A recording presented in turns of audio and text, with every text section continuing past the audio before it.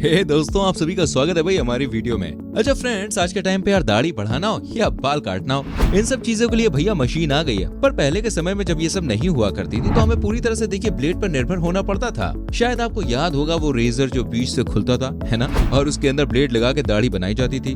खैर आज भी उसका यूज देखिए कई जगहों पे हो रहा है। और आखिर में जो भी हो यार, कहीं ना कहीं आज भी ब्लेड की उतनी ही वैल्यू है जितनी पहले थी। तो क्या आपने कभी सोचा है दोस्तों, ये 2-3 रुपए में मिलने वाली ब्लेड आखिर बनती कैसे है? अगर नहीं तो भाई आज की वीडियो बड़ी स्पेशल है, एंड तक देखिएगा।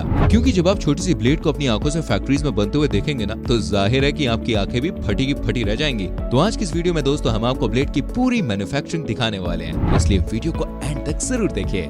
जैसे कि दोस्तों आप जानते होंगे कि ब्लेड असल में देखिए स्टील से बनाई जाती है, लेकिन स्टील को इतना शार्प बनाने के लिए उसे एक पर्टिकुलर प्रोसेस से होकर गुजरना पड़ता है। इसके लिए सबसे पहले एक तपते हुए स्टील के ब्लॉक को फोर्जिंग मशीन से हाई प्रेशर अप्लाई करके पीटा जाता है।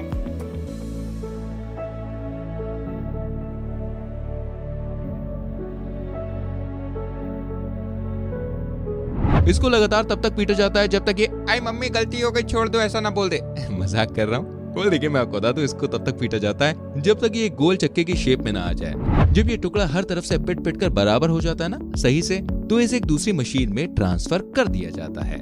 इसे एकदम फिनिश्ड व्हील शेप्ड प्लेट को एक ऐसी मशीन में ट्रांसफर किया जाता है जो कि लगातार इस व्हील को रोटेट करती रहती है। और इसके साथ ही एक कटर मशीन भी अटैच होती है जो इस स्टील के चक्के से पतली पतली स्टील की बेल्ट को काटता जाता है। जी हाँ, जो कि देखने में किसी स्ट्रिप के फॉर्म में नजर आती है।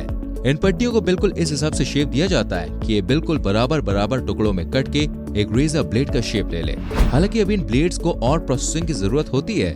इस प्रोसेसिंग के लिए इस पूरी बैंड को एक पंचिंग मशीन के थ्रू होकर गुजरना पड़ता है। हालांकि ये मशीन इन ब्लेड्स को रेजर ब्लेड का शेप तो दे देती है,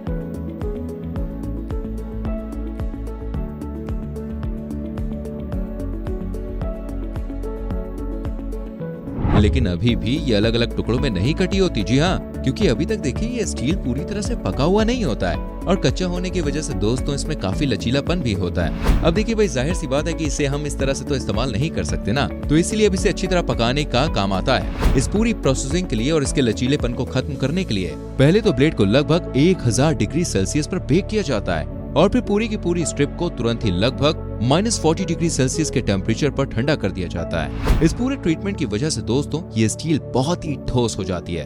हालांकि ठोस पदार्थ होने के बावजूद भी ये अभी ब्लेड बनने के लिए तैयार नहीं है, क्योंकि अगर देखा जाए तो ब्लेड की खासियत आखिर क्या होती है, उसका शार्प होना। जी हाँ, और अगर ब्लेड भी शार्प ना हो तो उसका कोई मतलब ही नहीं है यार। तो हमारे ब्लेड को तैयार करने के लिए दोस्तों अब जरूरत पड़ती है एक शार्पनिंग मशीन की। जब ये स्टील की बेल्ट शार्पनिंग मशीन के संपर्क में आती है तो ये मशीन उनके किनारों को यानी कि एजेस को तेज धारदार बनाने के लिए इस पर काम शुरू कर देती है।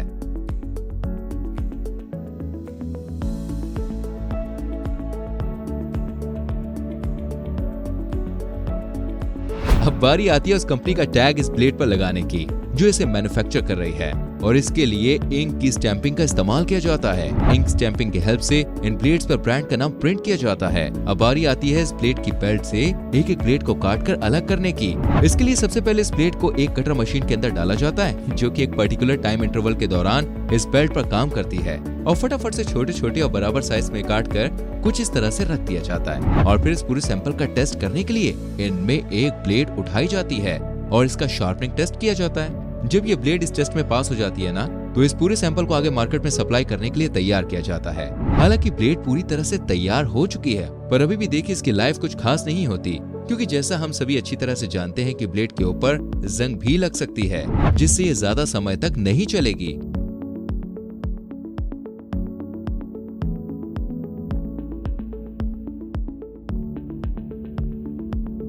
और इसीलिए अब इसकी लाइफ को बढ़ाने का काम किया जाता है। इसकी लाइफ को बढ़ाने के लिए फ्रेंड्स इस पर क्रोमियम की कोटिंग की जाती है जिससे कि ये स्टील बाहरी पर्यावरण के संपर्क में आने की वजह से जंग ना खा जाए। हालांकि इस पूरे इंडक्शन प्रोसेसिंग से होकर गुजरने की वजह से अब ये ब्लेड तैयार हो जाती है, लेकिन इस्तेमाल के लिए अभी भी ये सही नहीं होती और इस पर कुछ इस तरह से बैक्टीरिया पनप उठता है। इन बैक्टीरिया से छुटकारा पाने के लिए इन ब्लेड्स को एक बार एंटी बैक्टीरियल लिक्विड में धोकर लगभग 200 डिग्री सेल्सियस तक फिर से गर्म किया जाता है। तो इस तरह से ब्रेड की पूरी प्रोसेसिंग खत्म हो जाती है और ये पैकेजिंग के लिए तैयार हो जाती है। और पैकेजिंग के लिए सबसे पहले इसके ऊपर कुछ इस तरह के पतले पतले कवर चढ़ाए जाते हैं और इसके बाद इन्हें छोटे छोटे बॉक्सेस में पैक कर दिया जाता है। इसके बाद फाइनली दोस्तों इन्हें कुछ इस तरह से बड़े बड़े बॉक्सेस में बंद करके शहर के डिस्ट्रीब्यूटर्स तक पहुंचा दिया जाता है और वहां से दुकान तक, और दुकान से आपके घर तक पहुंचती है ये।